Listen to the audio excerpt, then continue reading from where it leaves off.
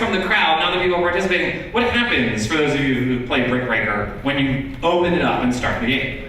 The ball falls. The ball falls. Great, absolutely. And in coding and in game making, we need to phrase everything that we do as an if-then statement. So in this case, it would be, if the game starts, then the ball falls.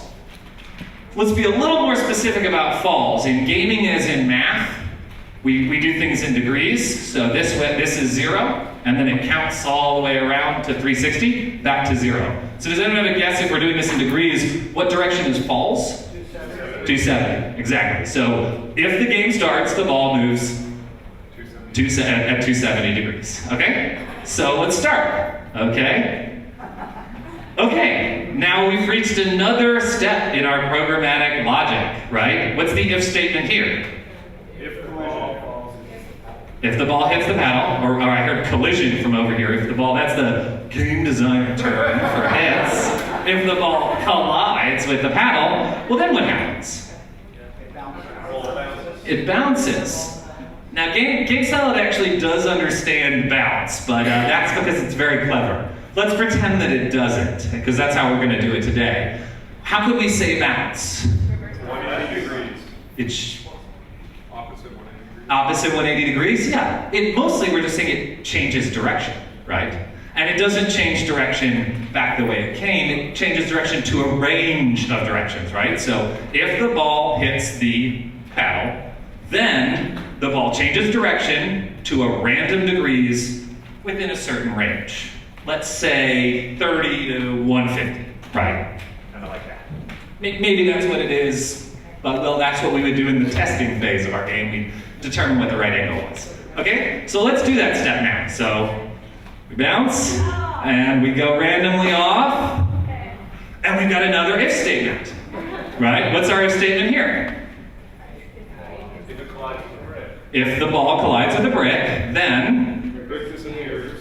brick disappears. Again, in a lot of game design language, it would be the brick is destroyed. So you are destroyed. And the brick disappears, and we take that artwork away. Now, is that all that happens when you hit a brick? The ball bounces back, right? At this time, it might accelerate, yes. So we could have a change in direction where then ball changes direction to a random direction between 30 and 150 again. Is it? I don't know. So maybe in Brick Breaker it's not random. Yeah. So maybe it's that it goes at an angle that's directly opposite. That's 180 minus its angle or something like that. Right, exactly. For today, for the Brick Breaker version we're going to make, we may just go with random because it's a little bit easier. But yes, that's a very good point. Now, there's a few other things we've missed, right? You hit that paddle, but what if you hadn't? So let's practice that now. Just come down here. Okay.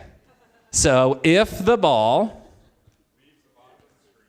leaves the bottom of the screen, if it collides with the bottom of the screen, and we're going to have to put a piece of art there that's invisible because the game doesn't care about edge of the screen, then what happens? -1 life, right? We update our life to say -1 life. Okay. So now let's go real quickly and knock all of these bricks out. You can do it by magic if you want. Yep, we'll do that one in 1 second, yeah. But yes, you're absolutely right. Yep. Well, we'll just say that everyone is gone. What would the statement, but don't go away because we're actually going to play it through once. We're just going through all the logic. So what would happen when all the bricks were gone?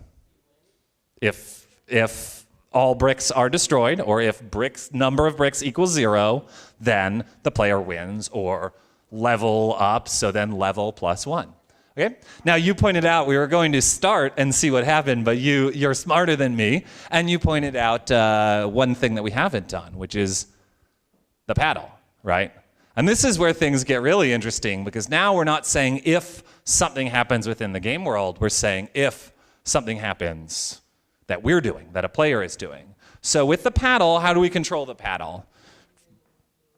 You move the little ball. For today's purposes, we'll say the left and right keys on the computer, since maybe someone still has a BlackBerry. I haven't seen one in a while. So we have an if statement. If the player hits the left key, the paddle moves to the left, right? And we can just do that by literally saying the paddle new position is 10 pixels to the left, or 15 pixels, or 20 pixels. And again, we fine tune that. If the player hits right, then the paddle moves to the right. Okay? So do I have a volunteer who wants to play this game of Brick Breaker and offer some instructions to our paddle? Anyone? It will be a fun chance to not hear me talk. Oh, yes. Come on down. All right, so we'll need you, sir, to instruct our paddle what to do, and we'll see if we can work together to get through this. I think we're right there. Oh, sorry. All right. Okay. Start.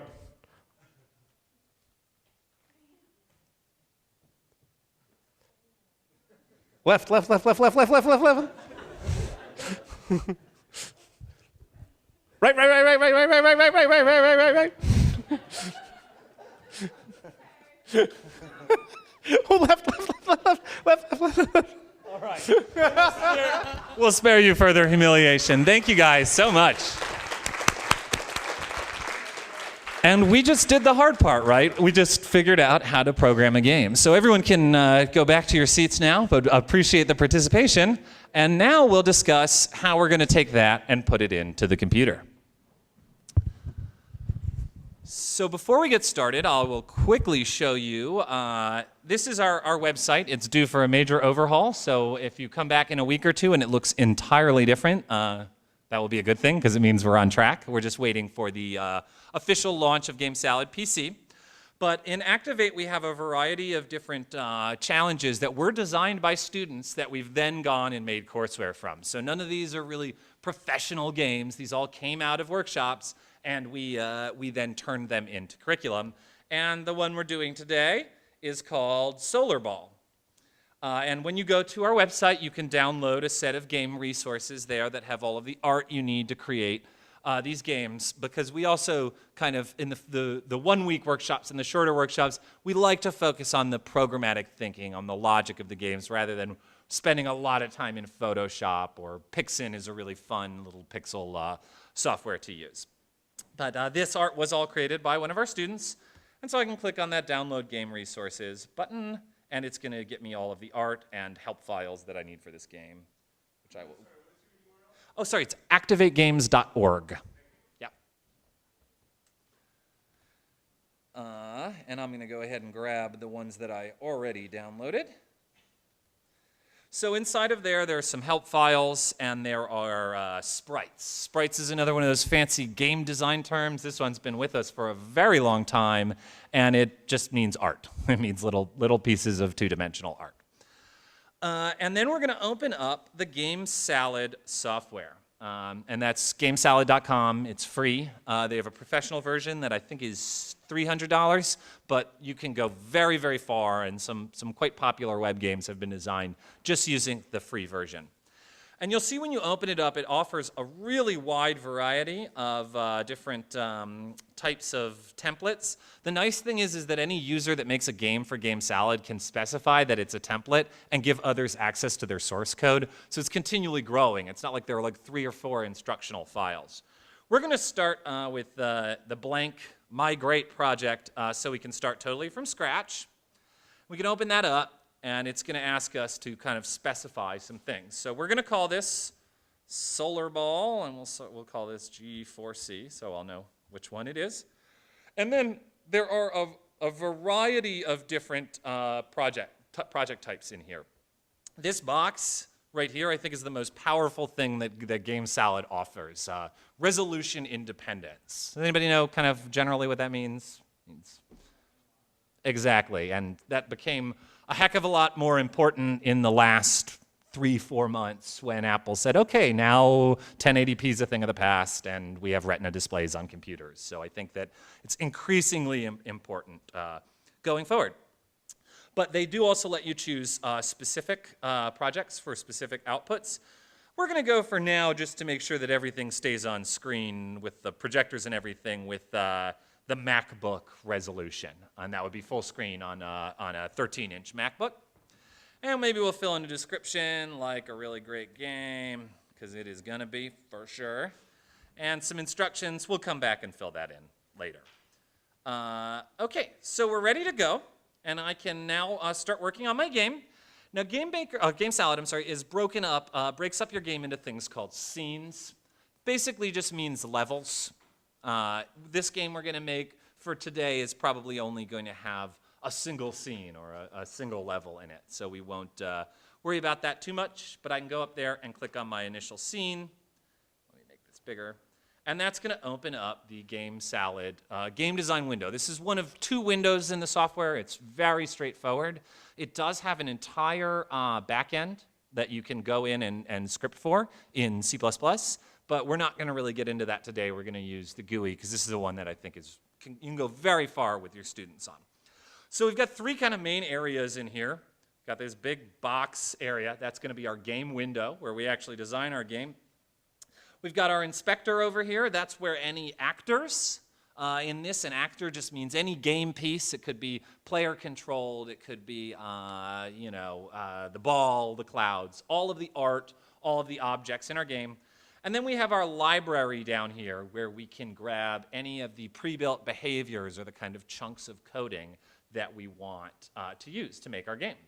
So we're going to go ahead over to the resource files that I had. We're going to open up sprites, and here's our panel. That's going to be the user-controlled part of the game. So we're going to put that in first. It's a very difficult process to import it. I just drag it and drop it in there. And there it is in our game, and I can kind of position it, or I can scale it however I want. We'll make it a little bit bigger, and then I can just position it wherever I want it to start. So pretty easy. Now, if I hit preview, right, let's see what happens. Oh yeah, nothing, right? As we learned, we have to tell the game every little thing that we want to have happen. So we need to go back to our scene and we need to do something with this panel. Now, this is the one kind of a little bit tricky thing in GameSalad, is that if you double click on it here, right, or if you double click on it over here, it does different things. But it's really actually good once you get used to it. Double-clicking on it in the game window will let you change just that instance of the panel. So it'll let you record behaviors just for that one. So if you had 20 in there, you double-clicked on one, it would just change that one. Whereas double-clicking it up here in the inspector is going to make it change every panel that we put into the game. Now in this case, it's in Brick Breaker, right, you don't have 2 panels. There's just one, so it doesn't really make a difference for this object. But we'll see as we add some other objects later that we actually would want to set global preferences or individual preferences. For now, we'll just go here. I'll double click on this and it says, okay, click this lock to edit its behavior. All right, so now we're ready to go. In GameSalad, they have specific terms for kind of our if and our then statements. They call the if statement a rule. Makes sense, right? It's the rule for what occurs. And then we call the then statement, the output, a behavior.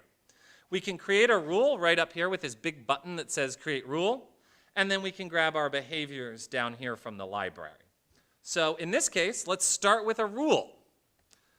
All right, if the actor, that's our paddle, that's the term for that object, receives an event, mouse position, that's not what we want, right? We want keyboard. We're going to go with the left and right key. So I say that, and then they have this handy little keyboard button that I can just click on and choose, okay, the left key. So now it says, if the actor receives the event of the key left is down or up, that just means if we want it to happen when they press it or when they release it. In this case, I think we want to happen when they press it, right? Because if they hold it down, we want it to keep moving. So we'll leave that as is. Cool. So down here, now we've got a behavior right here that says move. That sounds right? We want to press the key. We want it to move. Not too difficult. And I can just drag that right up here inside of this rule and let go. And there we go. So it's added that event. Let's go ahead and preview this and see what happens with the direction of 0. So now when I hit the left key, well, uh-oh, moves to the right. That's no good, right? So any guesses as to what direction I should have put in there? Math whizzes? What's the on the opposite side of the circle from 0? 180. So let's put in 180.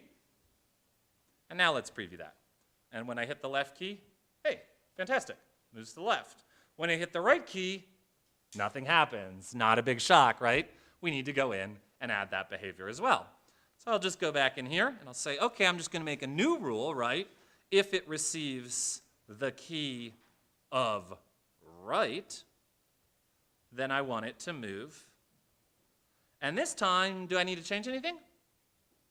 No, 0 is that way, so we're good.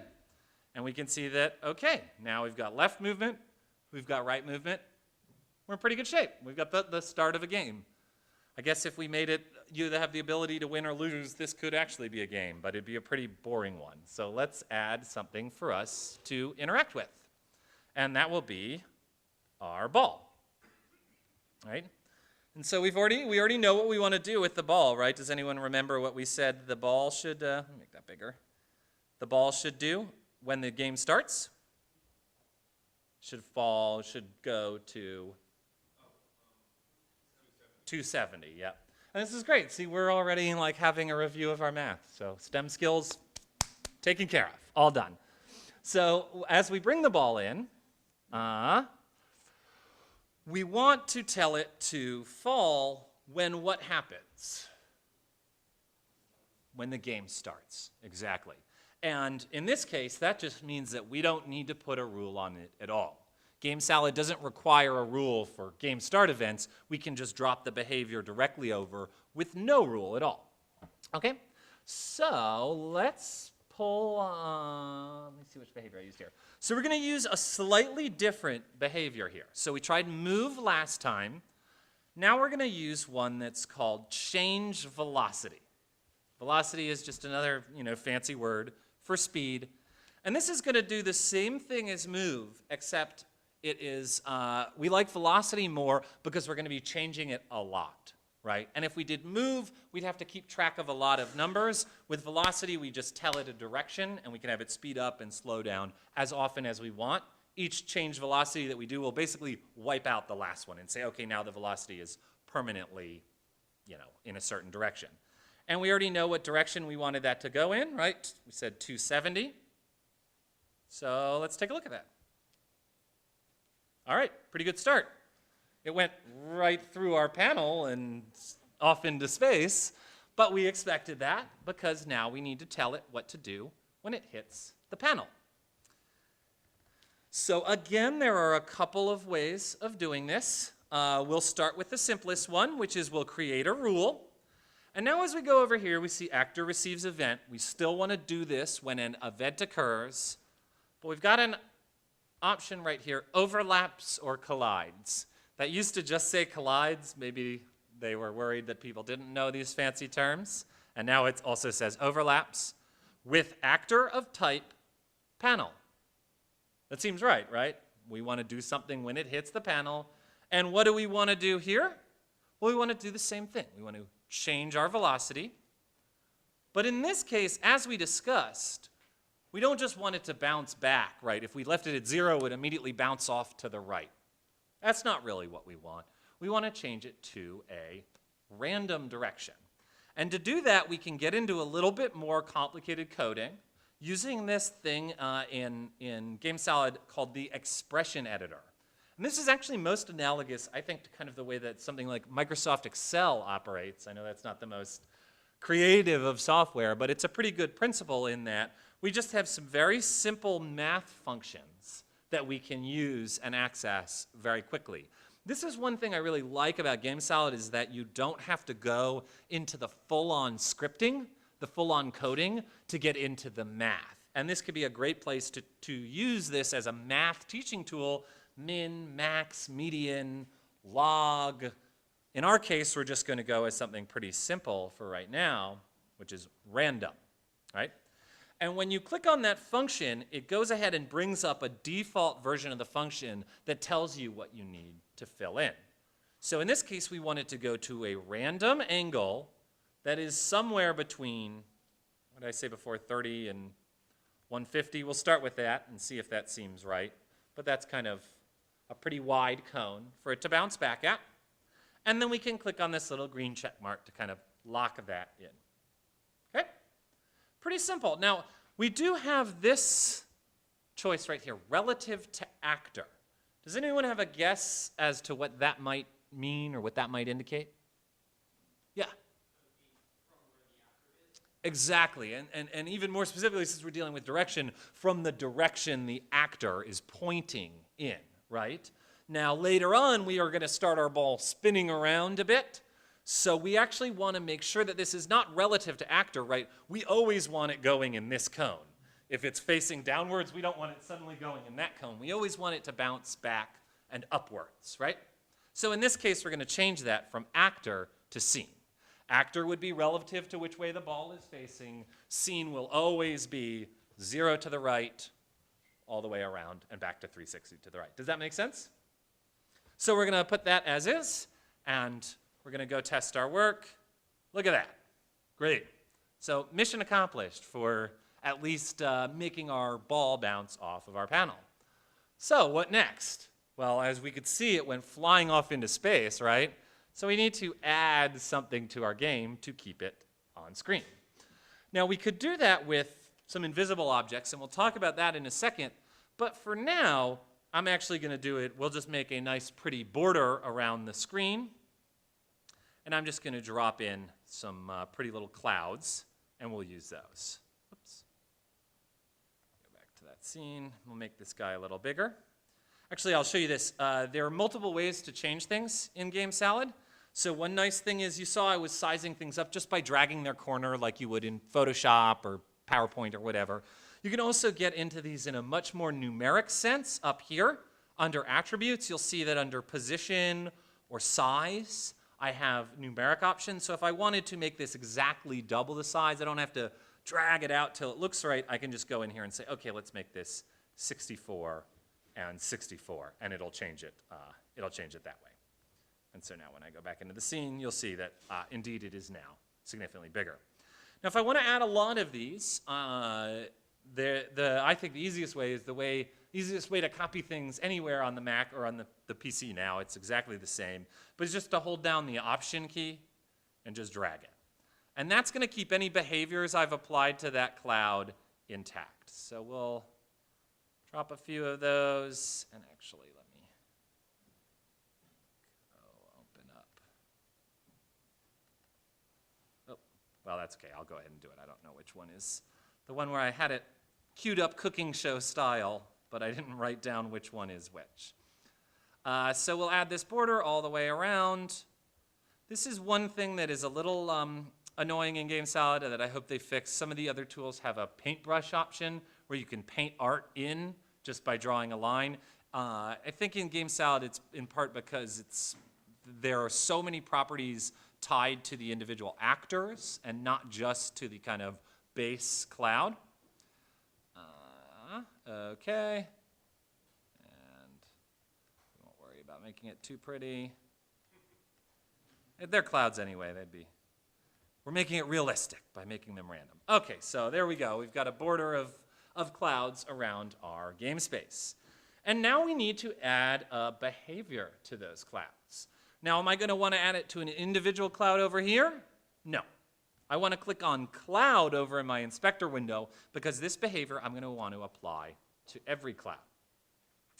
Now, I'm not actually going to tell the clouds to do anything in this window because we don't want the clouds to change, right? We want them, since they're the border of our game, we want them to stay in one place and then just make the ball bounce back. So I'm really just going in here to change one big thing, and that is down here under physics. So you'll see at the bottom of our attributes, we have graphics, motion, and physics. These are going to let us change some of the kind of core underlying numeric logic of the way that GameSalad handles these items.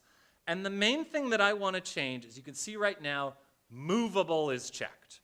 Right? I want these to serve as the border for the game, so I'm not going to want them to move when we hit them. Right? I'm just going to want the ball to bounce right back. And so I'm just going to uncheck that, and that's going to make them all fixed in space and make them not move when I hit them. And then I'm going to go back to my scene, and open up my ball, and now I'm going to give it a behavior, right? So we know what the rule is going to be here, right? It's pretty much the same as this last rule. So it's when the actor receives what event? Collision, yep. And then with which actor? This time it's going to be cloud, yeah. So now it's when the ball hits the cloud, and we're going to go over a third option. And it was funny that you guys also were way ahead of me. Someone said, well, it bounces when it hits the brick, or it bounces when it hits the wall. Well, we actually have an option in here called collide that does just that. Collide is very, very simple. And when I just bring that in here, you'll see when we say collide, it just says bounce when colliding with actor cloud. So I think I actually could have, let's test this out, try something new live. I think I actually may not even have needed a rule for that one. I think that one contains the rule in and of itself. Bounce when colliding with type cloud. Let's take a look. And you'll see that it goes ahead and does that randomization all for me right there, just when I tell it to bounce. You can see that it also spins the ball, right? So this is why we wanted to make sure that we used those numbers relative to scene when it bounces off the panel. Otherwise, it would just go in totally crazy directions. Okay, so it's not leaving screen anymore. It's bouncing back off of our clouds, looking good. Let's do the most important thing in game design, which is remembering to save frequently. And go ahead and save that. Okay, so there's just a few more things we need to do. One thing we could do is, this is an awfully bleak game. Well, the kind of black background's a little intimidating. So I'm just going to go up here where it says game, and I have this button called scene. That's where I can change global attributes about my entire scene.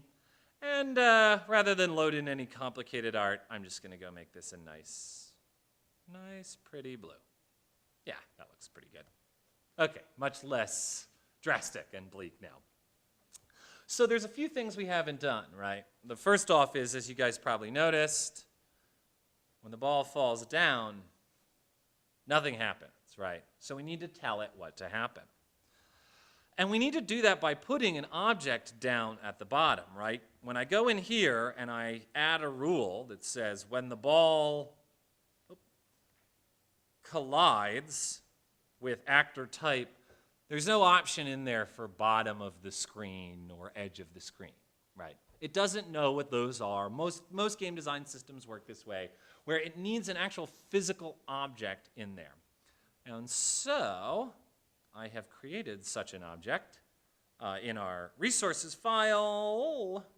Where did it go?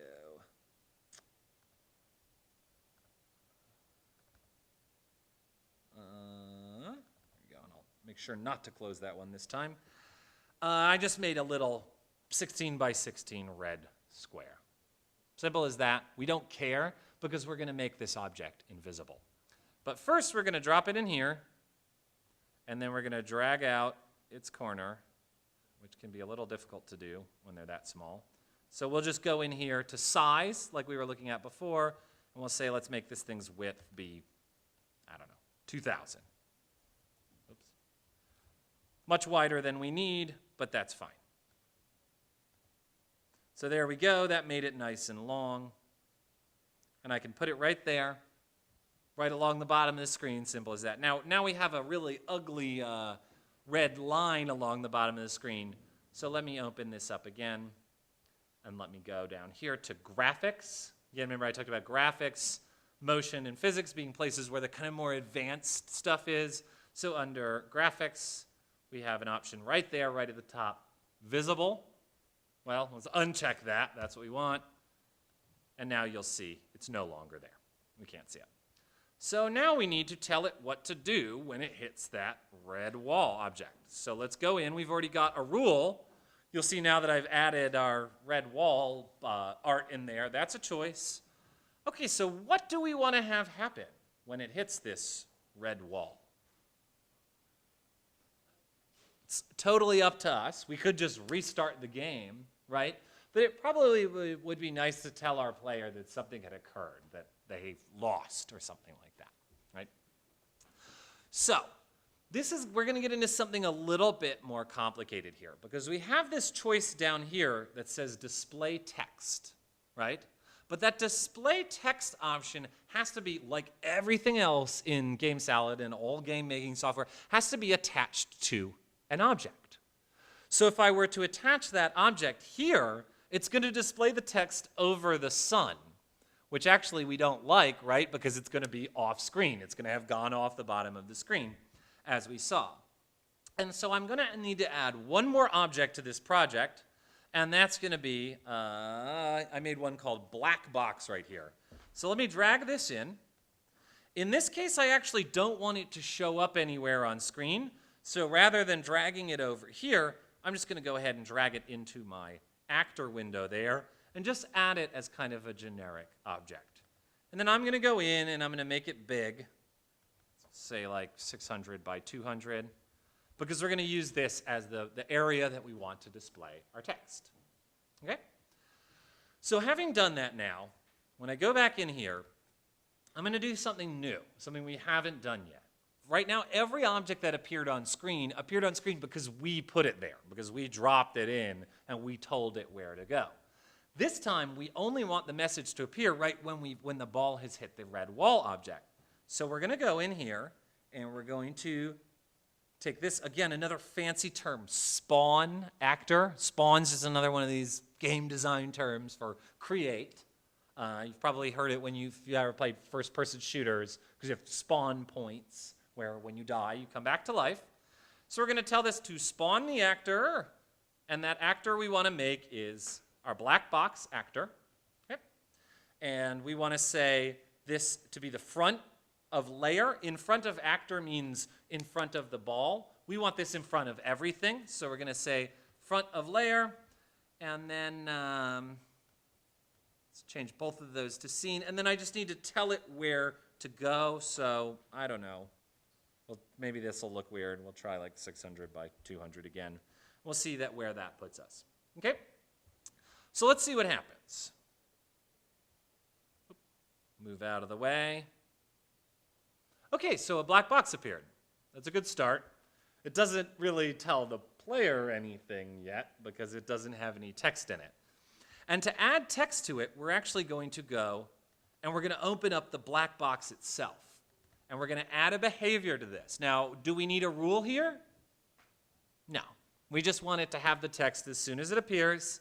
And we've got a nice little behavior for that right here called display text. And then we'll say game over, click to restart. Right? So let's see how that works. Okay, pretty good. Placement's a little weird. We'll move it up in a sec. Uh-oh. It doesn't click when I restart, right? We're getting the theme here, right? That's why we do it all in our bodies, is to really like drive home the point that every little thing we want to have happen, we need to tell the system to make it happen. So in that case, right, how would we tell it when somebody clicks?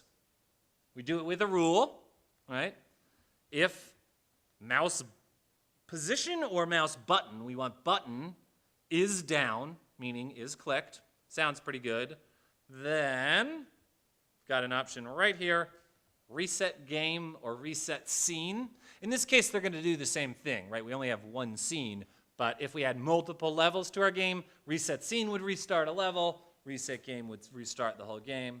So we can just drop that in there, and now you'll see that when I click, it just restarts the whole game. So pretty simple, pretty kind of fast and loose game design, but we got very quickly in 25 minutes of actual programming work to something that is, by all accounts, a game, right? It might not be a very interesting game because it doesn't have a score and it doesn't have lives yet, but it is a game. And so I hope that this demonstrates that these things don't have to be super duper complicated, right? We didn't go into any real coding. We just went into sort of coding logic. If as a rule, then as a behavior. So let's turn this into an interesting game. And let's take some suggestions from you guys like we do in our real workshops with students. What would you like to add to this game to make it more interesting? Some blocks, okay. And blocks that get destroyed when we hit them? Okay, cool. Let's do it. So let's find, and this could be fun. Let's see if there's any good block art on the internet. We do lots of art. Let's do brick breaker block art and see if we can pirate the real thing. These look a little complicated, so maybe we'll just grab something from their bank. This is really interesting too, that GameSalad has the ability to purchase tons and to create yourself tons of game art that you can purchase right in, where'd that window go? Right inside of the game. So you can literally go, oops. Sorry about that. You can literally click this button and purchase all sorts of art that other people have made from them, which is pretty cool. So you can just go in here and get a little explosion of, gems, things like that, a lot of which are 3D textures, which is pretty nice. I have a free account from them, but I'm not seeing any blocks. Let's just use our cloud for now. And we'll make I'm going to make a new version of it in here. We'll call this Cloud 2. And I'm going to bring that in, and then I'll show you how we can change the color and everything of that art inside of GameSalad. So I'm going to drag that cloud in there, and we'll make these guys small. We'll put him there. And then I'm going to open up this individual one and go under Graphics again. And, oops, nope, it's actually not under Graphics. It's just right there, Color, and I can add an overlay over that art.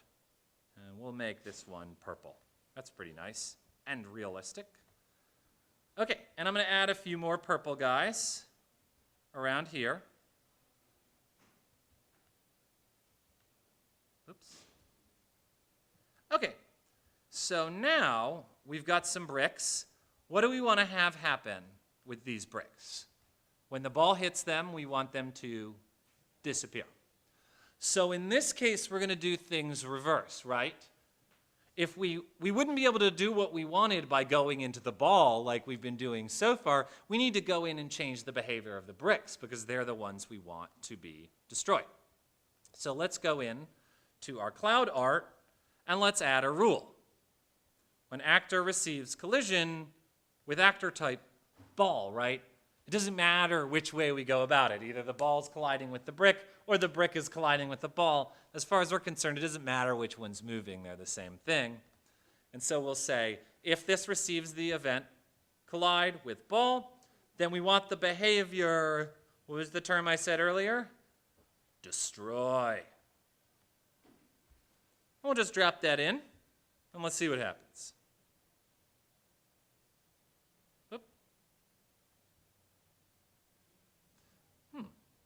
So let's, I think I added the behavior to the prototype object, so let me redo that. So here we saw that's the one kind of confusing thing I pointed out, right? Which is that if you change things here, you change it for all of them. However, if you've already placed them in the scene, it kind of thinks of them as an exception to that rule. So it's best to set the behavior first and then place them in your scene. But I'll just go through quickly and revert these guys to prototype, and then let's get rid of these ones, and we'll just add a few new ones. Okay. All right. So let's see how that did. Nice. Great. So as it hits them, they disappear. Cool. And we could add multiple different actors of bricks that have different behavior, right? We could add a count to them so that when it collides with them twice, they disappear. Or we could make certain ones drop certain things. Let's do that. That sounds challenging. Okay, so let's add a new type of cloud. Just make a whole new one here in my art folder. This will be cloud 3. And we'll add cloud 3 to our game. Okay, and now we're going to say, let's make this one red, just for fun. Red indicates that it'll blow up or something like that, but in this case it will drop something for us. And let's say this. This will be interesting. Let's say that if we hit the red one, we get a second ball. Brick Breaker does that eventually, I think. Okay, so we need a rule here, and we need again to say that when actor receives event, right, collision, actor type ball, and now we've done this before, right? Does anyone remember what we used to make something new appear? Spawn, right? Kind of a odd term, but we'll pull spawn actor up in here. And now what type of actor do we want to spawn? We want to spawn another ball, right? And we want that to be in the front of the game. But then this time, right, we want to say relative to actor, relative to scene. Well, we want this to appear where that brick was, right? So we'll say relative to actor. That means if we say 0, 0 relative to actor, this will appear at the same place as that brick. And then in terms of direction, well, let's just make the ball fall straight down again. So remember, we did the math on that before. We said 270 degrees. And now when we want relative to scene, right? We always want it falling 270 degrees down, down, down, down, down, down, down towards the paddle. Okay, so the other thing we need to do is we need to add that additional behavior in here that we want this thing to disappear. In this case, we don't need to add a second rule. So this is a good example of the fact that you can go in here and you can say, well, when this happens, I want multiple things to occur. If, then, and then, and then, and then. So we'll drop that destroy in there so that that brick goes away. And let's go back to our scene and we'll put this magical red brick in there somewhere. We'll do 2 of them, like so.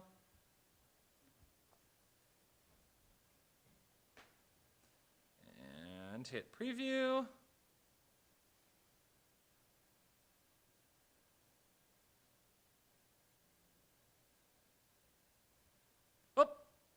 So it spawned a ball, but again we've seen the hang up here, right? I made the changes on this ball, so it doesn't have the same behavior. So I just need to go in now, and I'm going to need to apply those changes as I should have done in the first place. If this will stop playing, please. To my prototype, right? When I click on this one, this overall ball. You can see I don't have any behaviors in here. That's because I just applied them to the one in the scene. And again, as you can see, I've been using this and teaching this now for a year, and I still get a little confused. So that is kind of the one hang up, is understanding that if you're going to want to have more than one of something, you really should do it up here and not here. But it's not so bad because I can go into this actor right here. If my aging Mac will let me. And I can just grab these guys, I think, and copy them over. Oop. Or not. Well, that's kind of annoying. Okay, so if we wanted to do that, we would have to kind of redo our work on the template ball. We'll leave it as is for now. But we would basically just need to take all of these things and put it over on our prototype. Fortunately, you could click this little button right here, and we could send them some feedback. And so maybe we would do that and say, hey guys, you need an easier way of applying this to the prototype. Okay, so that's kind of, our simple game design run through. I would love to open it up to kind of questions or thoughts about both the physical side of things and the software, and then we can kind of spend some time answering those. Yeah? The other software we saw earlier was, I think, specifically designed for younger children. Yes. This obviously is not. Yes. Who's the intended target market for I think this? that the target market for GameSalad is they're really aiming for a prosumer level. I've often heard them kind of describe it as iMovie of games, as analogous to the iApps that come on your Mac computer. So I think it's aiming at high school students and above. We have used this software. Maybe that's why it's running so slow. We've used this software with kids as young as 10 and had pretty good results with a fair amount of hand-holding. What I like about it a lot is that we've just covered everything, right? There's no part of the interface other than the hardcore coding backend that we didn't just kind of go through. So it really is a drag and drop kind of interface, but I think this would be aimed a little more towards high schoolers. I've done some work with some high schoolers here in the city with this fairly recently, and they were like off to the races by the end of a 2-hour workshop. We had games that were like, wow, you could really sell this on the store if you got the rights to all of that art that you stole off the internet and used in your game. But I think this is maybe a little more geared towards high schoolers. When you buy the professional version, it lets you get into the shell and the back end and really basically re-script your own behaviors and write pretty much anything you want. So yeah, maybe a little bit more high school aged. Yeah. It's also a good prototyping tool, so if you have a basic sense of what you would like to do and don't really know how to explain it to somebody, you can also prototype to then make a fancier game using a different tool.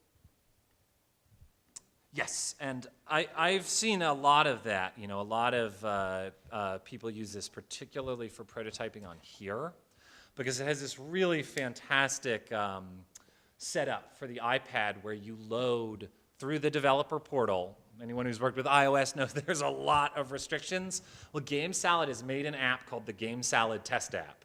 You load it onto your iPad and set that up, and then any project you make in GameSalad, you can hit the preview button, and over Wi-Fi, it'll just start playing on your iPad. So it's really, really excellent. And I've done a couple of gigs where we prototyped it in GameSalad and then went back and wrote it from scratch in Objective-C because the client wanted something that they didn't have to license and they wanted something that was really rock solid. But we were able to do all of the initial work very, very fast in here so that when we then went into hardcore development, we really knew all of the math, we knew the speed, we knew the layout, we knew the size of the art we needed and could really hit the ground running. That's not to say you can't make completely finished projects in here. There are many, many apps on the Apple iOS App Store that were 100% designed in GameSalad. Yeah. Well, you're asking your question. I'm going to delete something off my hard drive since my computer. Yeah, I was just wondering what perspectives you can design, games in GameSalad with. Is not just an aerial view or a side view, or can you even do a first-person shooter? That was my first question. The second one I was wondering if you're doing some kind of cultural storytelling or heritage project that maybe is more of a participatory design or collaborative design, would this be a potential format to use for this, and how do you think it would work, especially with aging populations? Because we talk a lot about using youth, but working with youth, but if you're doing some kind of history project, this might be really interesting to do with someone who could talk about, their life in a different time period. Yeah, totally. I mean, that's why I really like the pro version of this, and it's why I think it has a lot of upside, for long-term projects, is that in the pro version, you can also write a HUD for authoring the game. So you can basically go in, like something almost like WordPress, really, where you can customize a game-making interface to some extent, to a pretty large extent, rather than just customizing an actual game itself. So you can actually use it to make, and there's a couple of neat web-based ones out there where you can create an authoring or a contribution system in here using the software, really not to make a game at all, but to make a kind of new game-making tool. And it allows you to export directly to HTML5 and JavaScript. So you can even see, I'm sure they have something on their website. Yeah, right here. So literally, like, this is GameSalad running live. This is just no Flash, just HTML and 5, and literally, like, turns on and off when I mouse over it. And so using the Pro version, you can do pretty robust things just in little windows. And that's literally like an iframe. That's just an embed of code that you can host right on their site. So it's pretty cool for stuff like that. To answer your first question, does it do 3D? Yes, and it handles 3D art very well. Like the sprites and the art very, very well. Does it do really first-person shooters? Yes and no. I mean, honestly, and again, this is just, I don't work for GameSalad. I'm just a teacher, you know, it's kind of work with students. But I think when you're talking about real 3D, Unity is not that much harder than this. It's one level of degree more difficult, but it's not like to use the Unity engine. You have to spend any more money than you do on GameSalad Pro. They're pretty much the same price, and Unity's for the professional version's $500 and GameSalad's $300. But it has a very similar if-then kind of architecture, but it's built from the ground up to be a 3D, you know, navigable in 3D engine. So what you don't have in GameSalad, at least yet, who knows what they're planning for the future, but are the ability to, you open up the 3D engine, and when you press forward on the keyboard, your guy walks forward, and when you press back, he walks back, and when you move your mouse around, your head moves around. And in something like Unity, you get all of that first-person navigation functionality is built in. So in GameSalad, you could kind of hack it, but you'd have to be writing pretty much all of that from scratch. So I think the slight difficulty jump in Unity. Has everyone heard of the Unity engine? It's a really, really interesting piece of software that is kind of analogous to something like the Unreal Engine or the Source Engine, which are used for games like Batman, Arkham Asylum, or Half-Life, or Portal, but is really made for nonprofits, small companies, people who are just getting started out, because it doesn't have this really hefty price tag of, like, you know, whatever those engines are, but in the hundreds of thousands of dollars to license. It's more of a piece of software. It's more of you pay to be able to release a game in it once, and you're kind of done at that point. So I highly, highly recommend this for 3D work. It's really excellent. It works really well with 3D Studio Max. Works really, really well with Maya. It's Mac and PC compatible. And it can be embedded in websites as well. There are Unity games that just play right in a window as well. We generally, with teaching kids, stay away from the 3D stuff simply because, one, you get lost quickly. You start going, okay, yes, and it needs to have a grenade launcher, it needs to do this and this and this. It's like, well, let's hold on, let's talk about the core kind of language behind this and the type of logic behind this. The second reason is just the level of difficulty of art, right? Art from one perspective versus art from any perspective. You also just end up spending so much time working on the textures and making the art that, again, I like to keep things simple so that we can focus on what it means, and so that we can go, okay, what are the underlying systems that we're talking about here? And once you've got those core skills, learning 3D software, you know, that's an estimable amount of time. But a lot of people, I think, who jump right into the really complicated games never really get that focus on the actual design process. Well, it should be this way, and it should work this way.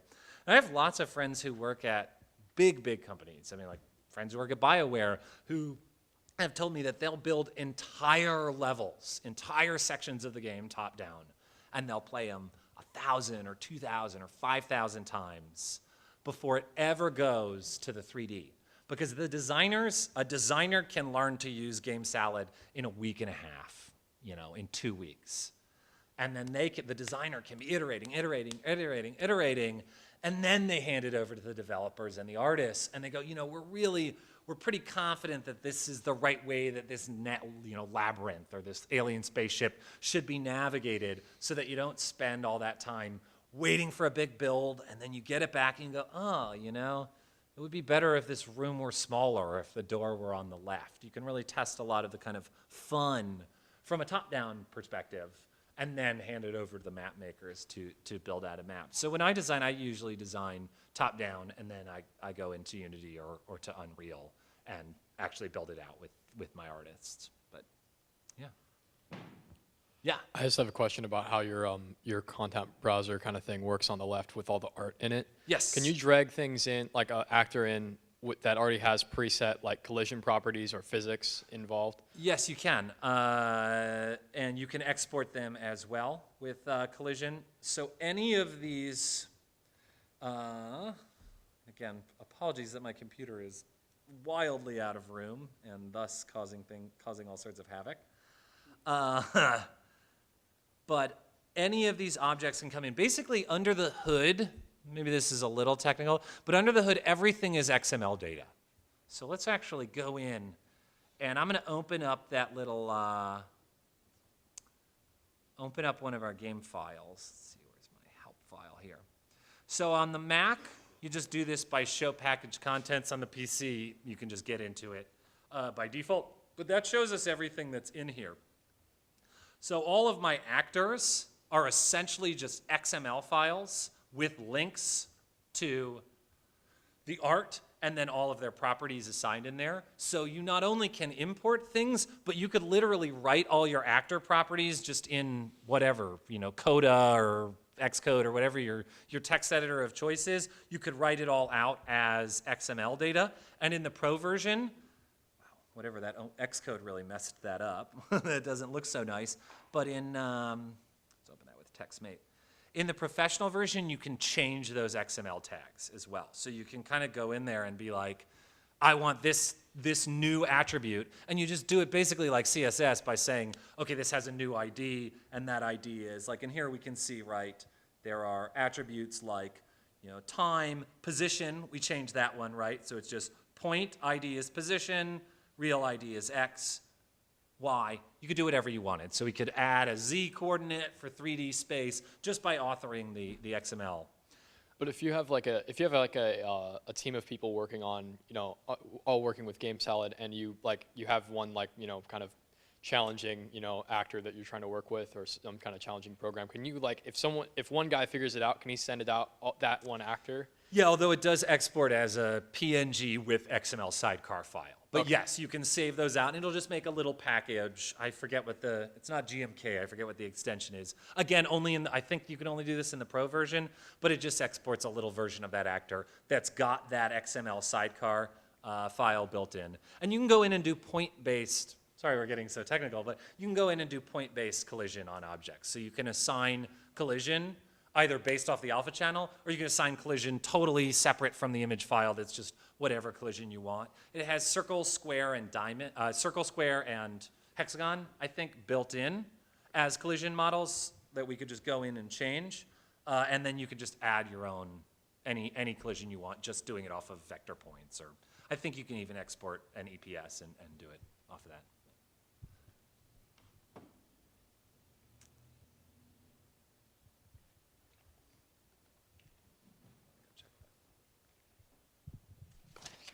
Looking at the chart, the game maker tools, and seeing how things progress, I'm a district office person, and we currently teach C++ and Java, and we see those numbers dropping dramatically, and we're starting to fuse GameStar Mechanic and a couple other programs in our middle school. But what are your thoughts about the progression? Should we be teaching C++, Java in schools, or move in this direction of this game maker tools graph here? You are asking a total C++ enthusiast and nerd that question. So the answer is absolutely yes. We should keep teaching C++. We should be teaching it with open frameworks, which is based out of Parsons, so I'm incredibly biased and incredibly pro that. But I think that the two, again, it's like we're talking about something like Unity or something like Unreal Engine. you can fuse the learning of GameSalad and transition it into C++. I think what's great about this is that it doesn't have a lot of setup, right? We don't have to go in and do a lot of coding. We just say, okay, well, I want you to move to the left, and it moves to the left. This is a way to get started and to understand programmatic language. I don't think personally that these are replacements for C++ or replacements for Java. In a way, they're just a C++ shell. That this is really an IDE. It's not really even its own language. It's just a way of doing Java or a way of doing C++ or a way of writing XML. That's an editor, just like Xcode or Coda. Those have very different behaviors. When you write C++ in Xcode, a lot of resource allocation and deallocation is different, when you compile it than if you wrote it in a different IDE. So to me, it's a way of getting there. And as is Scratch, as are any of these entry point levels. But I think that I have seen from students that we have lots of students who are happy with this, but there are always 4 or 5 students in every workshop we do who immediately want more, The nice thing about GameSalad is you can go in and script and write C++ for GameSalad. So, and Scratch is that way, GameMaker is that way. I'm not as familiar with GameStar Mechanic, so I'm not sure if it has a shell scripting built in, but you can kind of use it as a transitional kind of way of getting kids involved in coding, and then they can move on to more robust coding. Where does Python fit into this too? I think it's, again, I just like C++. It's what I know the best. I think that it's becoming more and more 6 of one, half dozen of the other, honestly. Ruby, same thing. I'm sorry, maybe I missed something where I zoned out a little bit. We've spent a lot of time talking about GameSalad, but what does your website, the Activate website, Absolutely. have to do with Activate, that's great. Thank you for bringing us back to that, since that's really what I'm supposed to be talking about. So what Activate is it's a series of resources to enable this. And the resources are student resources that they can do from home. So their curriculum, and again, this has a massive visual overhaul coming in probably 2 weeks, since it looks like it was made during the 70s. But they're both web challenges instructing the students, and this is one of the older ones on GameMaker. These are all transitioning to GameSalad now that it's Mac and PC, that the students could do at home and work through a game. What we do in here is we don't just tell them how to use the software, we talk about these crucial game terms, things like collision, things like if-then statements. But what we also have on here are a bunch of resources for teachers. So this is a series of different PDFs that we've built that allow teachers to kind of build out this experience. So many of them are half an hour to hour and a half physical activities. So we'll talk about facilitating making Pac-Man with our bodies or making Brick Breaker with our bodies. It will also talk about making new games. So one thing that we'll do is we'll just say, here are 10 random objects. You have an hour. Make a game. Talking about win condition, talking about lose condition, talking about what a game is and the difference between game and play. So it's both kind of resources for teachers for facilitating. This is kind of the layout for a week-long workshop, a week-long all-day workshop with some suggestions of how to break that down for an after-school program, how to make that work over a month of, once a day for an hour, fitting it into different time frames, and then how teachers can get more comfortable with both the software, but really with talking about games and integrating games into the classroom. It also hosts, probably now close to 200 or so student-designed games on here, all of which are centered around different environmental challenges. So most of our Activate sessions so far have been around the environment because we've been going into countries that maybe don't want us to talk as much about social issues, and that the environment seems to be something that everyone can kind of get behind as something that we need to tackle. But it also is a place where you can play games made by other students from around the world, and a social network where you can rate those games and vote on them and kind of talk to other students. So we're really approaching it from a both direct-to-student portal and from a teaching resources perspective in terms of making teachers more comfortable integrating this stuff into classrooms. Yeah, and just like we did with Brick Breaker, there are kind of explanations of how to run through an exercise like that, how to overcome hesitations, obstacles, stuff like that. Yeah. Any other questions? Yeah. In GameSalad, is it possible to like have a constantly changing background? Like, and Yeah, how would you do that? It's layer based, so it works kind of like Photoshop. So you just add a layer, and then there's all these change image, change attribute settings. So you would just create a layer, call that layer background, and then just change the image on that background. Or I believe you can even load animated GIFs in there. I don't think you can load an MOV file as a background object, but you can just make an actor, make it the size of the screen, and then add a movie to that and just put it at the background layer. Okay. Yeah. It's pretty robust.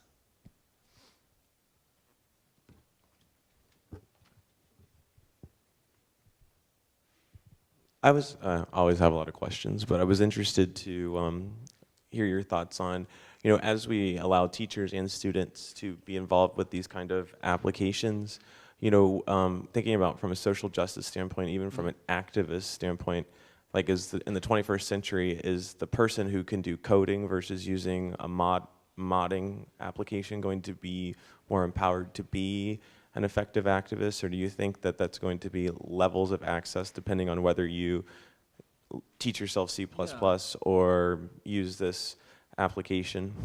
Especially with you see movements in different areas where Twitter or other things are used to really allow people to deal with information access in new ways. Yeah. I mean, first off, this is a good time to mention the larger organization that Activate is a part of, which is our lab at Parsons called Pet Lab. And this is everything we do in Pet Lab are activist. Most of what we do in Pet Lab do not involve a computer at all. They're big games. They're real-world games. We have a game called Reactivism that we've done. We just did at the the Institute of Contemporary Arts in Philly. We've done it in Boston. We've done it in New York 3 times. That actually involves students recreating acts of activism. We did one in New York specifically focused on Stonewall. So it was recreating acts of activism around Stonewall, and then we did one that was around the whole city and involves, connecting to these moments of activism in the past. Again, I mean, yeah, it involved Twitter, but it involved people tweeting an account to me that I was sitting on the computer monitoring and tweeting back at them. That was as much technology involved. Me logging into Twitter on my computer in a room at the art museum in Philly. So very, very, very light in terms of technology. Tremendous impact. Got a lot of press. Students were like, I had no idea, and to do it in Philly and to be able to go, these were acts of activism that happened in 1776, and these were acts of activism that happened in the 1960s in the same place, and have the students actually reenact those involved no code. So to me, the idea of modding versus coding, well, GameSalad is really modding, right? We didn't do any coding. There were no double equal signs or any of that going on. To me, the win is in designing, right? And that's why we keep coming back to it. And that's why I love to encourage teachers, get it in the bodies. Do it with markers. Do it with scissors. Is that a well-designed game that makes its point really, really clearly and that really touches people emotionally and is fun for them to play? That's the win. How many sparks it had or how real the fur looked, I just don't think that's the future. That stuff is all increasingly with things like Unity and things like GameSalad is all built in for us. I think that it is, if we're preparing students for careers as game designers, I would be loath to have kids exit high school never having experience with a real actual coding language, because you need that in the industry. In terms of making an impact in the world, and again, this is just kind of mine and our philosophy, but the simpler the better and the closer to reality, I think, the better. And I think we're going to see more and more of that over the next 10 to 15 years. This idea that games aren't about locking yourself off like this, that the activist games are about just using this as a tool to engage and a tool to connect in the real world and a tool to get active in the real world. And we already see that going on with a lot of these Twitter games and with things like the Kinect and with things like the Wii, where it's becoming less and less about being locked in here and more about engaging in the real world. Any other questions? We can certainly wrap a little early and be on time for once. Yeah. My name is Scott Peterman, and you can reach me by writing to, you can click through on the Activate site, which I believe there's a Contact Us button that just go to me, which is, I think, activate@parsons.edu is that one. And that just goes to me, but yeah. petlab@parsons.edu goes to me and Colleen, the founder of that lab, or you can reach me at my personal Gmail is probably the best one. And I have cards if anyone wants them, but is my last name, Peterman, and then IA, so Petermania, @gmail. Is the best way to get direct to me. Parsons is undergoing a transition from some very, very old mail system to Gmail, and it's not going so great. So for the next couple of months, perhaps my official Parsons email address is not the best way to reach me. But I have cards. Twitter is @thepetermania, I think, which I haven't. I must admit, for such a techie guy, a Luddite when it comes to all the social networking. So my last Twitter updates may have been a while ago. I'm not sure. And please feel free to reach out. Again, at the Activate website, it'll be a very different place in just a couple of weeks with some much more robust kind of social networking tools. But I would love to hear what people think, and I would love to hear what people's experience with GameSalad is. And I'm sure they have information for contacting them, but we can kind of pass that information along as well, as we've been working pretty closely with them kind of as they iterate the tool.